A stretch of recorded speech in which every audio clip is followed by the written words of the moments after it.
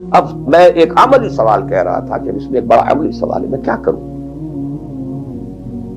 میں ایک ایسے ماحول میں رہ رہا ہوں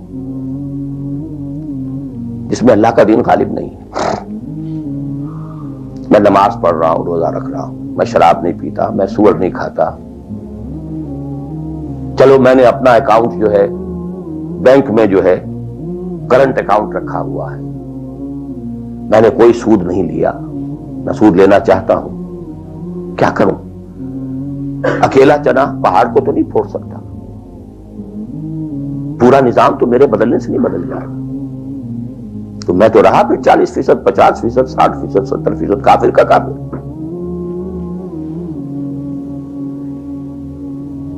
تو واٹس دی وے آؤٹ؟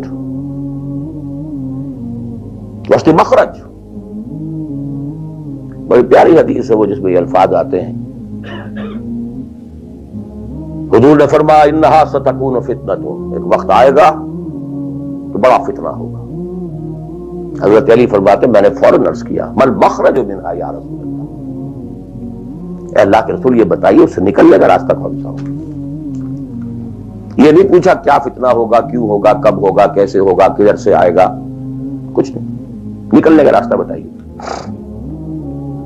بلکہ ایک اور روایت اس حدیث کی اس سے بھی زیادہ پیاری ہے کہ اصل میں حضرت جبرائیل نے کہا حضور سے یا محمد امتک بعدک، اے محمد صلی اللہ علیہ وسلم کبھی سوچا ہے تمہارے بعد تمہاری امت کا کیا بنے گا؟ تو حضور پلٹ کر سوال کرتے ہیں مل مخرج منہا یا جبرائیل، تو بہت بڑا پرابلم تم نے اے جبرائیل میرے سامنے رکھا ہے، تو اب آپ ہی بتائیں اس سے نکلنے کا راستہ کیا؟ قال کتاب اللہ، وہ پوری حدیث پھر وہی ہے، کتاب اللہ فیہ خبر ما قبلکم ونبأ ما بعدکم وحکم ما بینکم وہو ذکر الحکیم وہو الصراط المستقیم وہو حبل اللہ المتین۔ اس کا مخرج کیا ہے؟ یہ ہے اصل میں میرے اور اگر تو یہ بات سمجھ میں آ گئی، اس کے لیے تصور سمجھ لیجئے ہمارے دین میں کفارے کا ایک تصور ہے۔ آپ نے روزہ توڑ دیا وہ تو ٹوٹ گیا، کیا کروں؟ جڑ تو نہیں سکتا، کب اشکوں سے جڑ سکتا ہے؟ جو ٹوٹ گیا سو ٹوٹ گیا۔ موتی ہو کہ شیشہ جام کے بل، جو ٹوٹ گیا سو ٹوٹ گیا۔ تم ناحق ٹکڑے چن چن کر دامن میں چھپائے بیٹھے ہو، شیشوں کا مسیحا کوئی نہیں، کیا آس لگائے بیٹھے، وہ تو ٹوٹ گیا، لیکن اس کا کفارہ دے دیا گیا۔ کفارہ ہے، قسم کھائی تھی یہ نہیں ہے کہ اب توڑ نہیں سکتے، غلط کھا بیٹھے توڑو، کفارہ۔ آج میں اس لفظ کفارہ کے حوالے سے آپ کے سامنے وہ بات رکھ رہا ہوں۔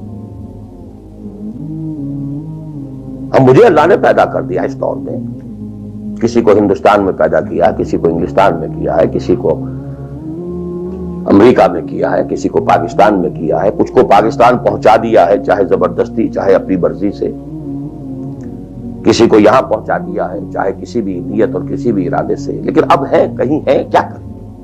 کوئی کفارہ ہونا چاہیے، کوئی مخرج ہونا چاہیے، بس یہی کفارہ ہے۔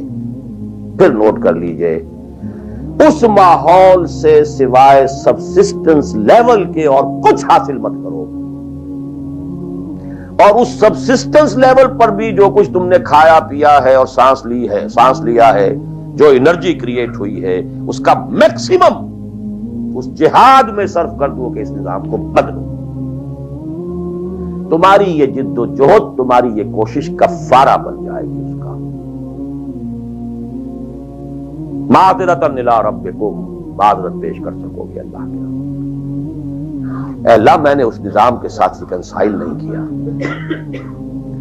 اے اللہ میں نے اپنی توانائیوں اور اپنی محنتوں سے نہ اپنے لیے کوئی جاگیر بنائی نہ اپنے لیے جائیداد بنائی، اے اللہ میں کوئی دولت چھوڑ کر نہیں مرا، اے اللہ میں نے اپنے بچوں کو بھی اسی کام کے لیے لگا دیا تھا، میں نے ان کی دنیا سے بڑھ کر ان کی عاقبت کی فکر کی ہے، نہیں کر سکا، آگے کچھ نہیں ہو سکا تو میں بے بس ہوں۔ حضرت نوح بھی تو بے بس تھے، کیا کر گئے؟ لیکن اگر کسی بھی درجے میں ریکنسیلیشن ہے، کمپیٹیبلٹی ہے، اس کو آپ نے ایکسپٹ کر لیا ہے، اس میں پھلنے پھولنے اور پھیلنے کا بندوبست کر رہے ہیں، you are doomed. Everything will be multiplied by a big zero and will become a zero. یہ ہے جو میں سمجھا.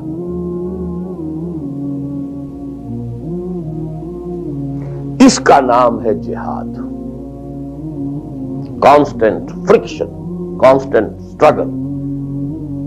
جان مال، ان صلاتی و نسکی و محیایا و مماتی للہ رب العالمین.